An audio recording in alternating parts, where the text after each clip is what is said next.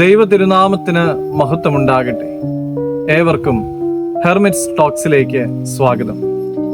ഇത് ഹെർമിറ്റ്സ് ടോക്സിന്റെ 1222 ദിവസം.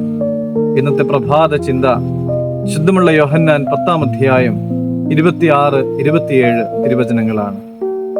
എൻ്റെ ആടുകൾ എൻ്റെ ശബ്ദം കേൾക്കുന്നു, ഞാൻ അവയെ അറിയുകയും അവ എന്നെ അനുഗമിക്കുകയും ചെയ്യുന്നു. കാലം പുരോഗമിച്ചു, ശാസ്ത്ര സാങ്കേതിക വിദ്യകൾ വളർന്നു. ഇന്ന് നമുക്ക് ചുറ്റും നിരവധി ശബ്ദങ്ങളുണ്ട്, ഒട്ടനവധി കാഴ്ചകളുമുണ്ട്. സോഷ്യൽ മീഡിയ മനുഷ്യരെ കീഴടക്കി കഴിഞ്ഞു. നമ്മുടെ ചുറ്റുമുള്ളവരുടെ അഭിപ്രായങ്ങളും നമ്മുടെ തന്നെ സ്വന്തമായിട്ടുള്ളതായ ചിന്തകളുമൊക്കെ ഒത്തിരിയായിട്ട് കേൾക്കുവാനായിട്ട് നമുക്ക് സാധിക്കുന്നുണ്ട്. അതിൻ്റെ കൂടെ ദൈവത്തിൻ്റെ ശബ്ദത്തെ കേൾക്കുവാനായിട്ട് നമുക്ക് സാധിക്കുന്നുണ്ടോ? എൻ്റെ ആടുകൾ എൻ്റെ ശബ്ദം കേൾക്കുന്നു എന്ന് കർത്താവ് തന്നെ പറയുകയാണ്.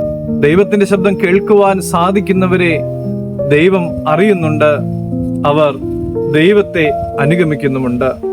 പ്രിയമുള്ളവരെ, മടികൂടാതെ പ്രാർത്ഥിക്കുവാനായിട്ട് സമയം കണ്ടെത്തുവാൻ നമുക്ക് സാധിക്കുന്നുണ്ടോ?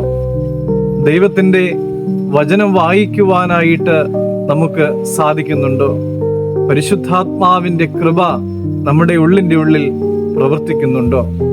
ദൈവത്തിൻ്റെ ശബ്ദം കേൾക്കണമെങ്കിൽ ഇവയെല്ലാം നമ്മുടെ ജീവിതത്തിൽ സാധിക്കേണ്ടിയിരിക്കുന്നു. ദൈവത്തിൻ്റെ ശബ്ദം കേൾക്കുവാനായിട്ട് ഒന്ന് പരിശ്രമിച്ചു നോക്ക്.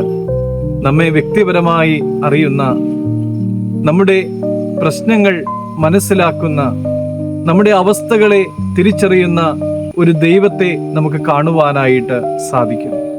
പ്രിയമുള്ളവരെ, ഇടയന്റെ ശബ്ദം കേൾക്കുന്ന നല്ല ആടുകളായി മാറുവാൻ നമുക്കെല്ലാവർക്കും സാധിക്കട്ടെ എന്ന് പ്രാർത്ഥിക്കുന്നു. ദൈവം എല്ലാവരെയും അനുഗ്രഹിക്കട്ടെ.